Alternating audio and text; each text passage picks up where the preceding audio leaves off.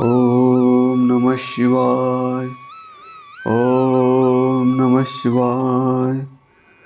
सज्जन हो, शिव पुराण पढ़ने से मनुष्य को मनोवांछित फल मिलता है और मनुष्य निष्पाप हो जाता है।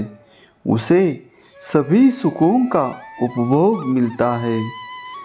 सज्जन हो, शिव पुराण का लाभ होने के लिए ये कथा लास्ट तक सुनिए और आगे वाली कथा सुनने के लिए चैनल को सब्सक्राइब कीजिए। तो शुरू करते हैं महान शिव पुराण। ओम नमः शिवाय। ओम नमः शिवाय। सज्जन हो, आज के कथा का नाम है पापनाशक साधनों के विषय में प्रश्न, जो आदि से लेकर अंत में है, नित्य मंगलमय है, जो आत्मा के स्वरूप को प्रकाशित करने वाले हैं, जिनके 5 मुख है और जो खेल खेल में जगत की रचना, पालन और संहार तथा अनुग्रह एवं तिरोभाव रूप 5 प्रबल कर्म करते हैं, उन सर्वश्रेष्ठ अजर अमर उमापति भगवान शंकर का मैं मन ही मन चिंतन करता हूँ। व्यास जी कहते हैं, धर्म का महान क्षेत्र जहाँ गंगा यमुना का संगम है, उस पुण्यमय प्रयाग जो ब्रह्मलोक का मार्ग है, वहाँ एक बार महातेजस्वी महाभाग महात्मा मुनियों ने विशाल यज्ञ का आयोजन किया। उस ज्ञान यज्ञ का समाचार सुनकर पौराणिक शिरोमणि व्यास जी के शिष्य सूत जी वहाँ मुनियों के दर्शन के लिए आए। सूत जी का सभी मुनियों ने विधिवत स्वागत व सत्कार किया तथा उनकी स्तुति करते हुए हाथ जोड़कर उनसे कहा, हे सर्वज्ञ विद्वान रोमहर्षण जी, आप बड़े भाग्यशाली हैं। आपने स्वयं व्यास जी के मुख से पुराण विद्या प्राप्त की है। आप आश्चर्य स्वरूप कथाओं का भंडार है। आप भूत भविष्य और वर्तमान के ज्ञाता है। हमारा सौभाग्य है कि आपके दर्शन हुए। आपका यहाँ आना निरर्थक नहीं हो सकता। आप कल्याणकारी है।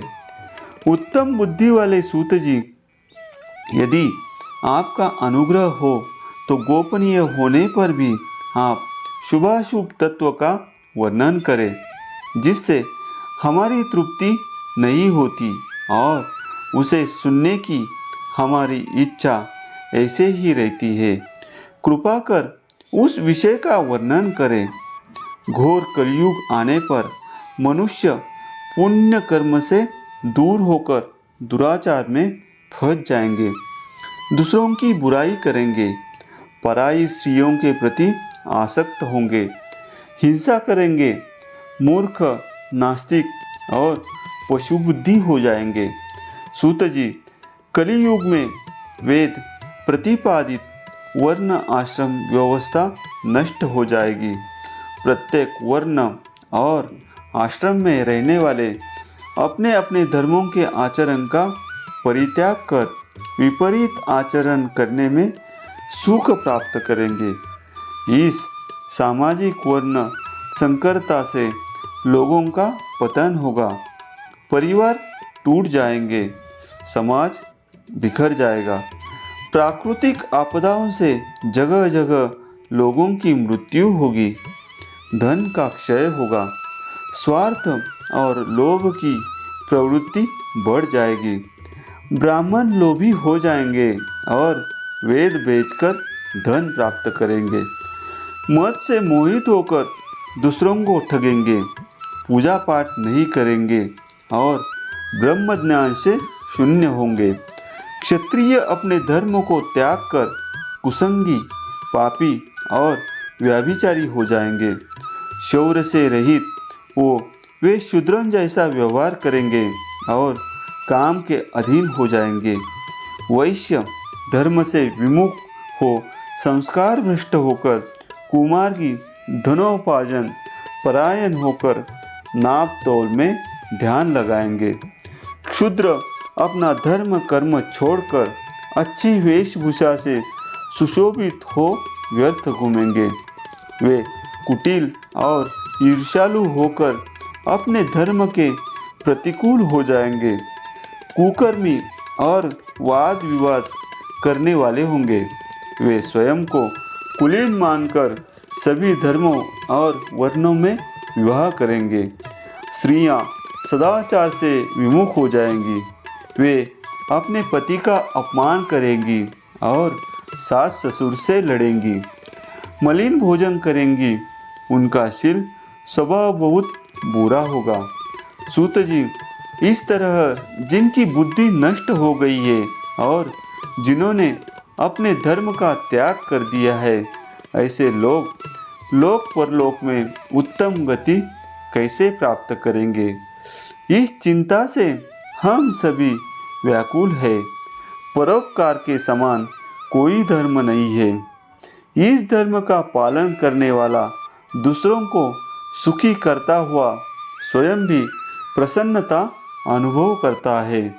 यह भावना यदि निष्काम हो तो कर्ता का हृदय शुद्ध करते हुए उसे परम गति प्रदान करती है। हे महामुने, आप समस्त सिद्धांतों के ज्ञाता हैं। कृपा कर कोई ऐसा उपाय बताइए जिससे हम सबके पापों का तत्काल नाश हो जाए। व्यास जी कहते हैं, उन श्रेष्ठ मुनियों की यह बात सुनकर सूत जी मन ही मन परम श्रेष्ठ भगवान शंकर का स्मरण करके उनसे इस प्रकार बोले। अब आगे की कहानी अगले वीडियो में। सज्जन हो, भगवान शिव का आशीर्वाद पाने के लिए नीचे कमेंट में लिखो ओम नमः शिवाय, ओम नमः शिवाय।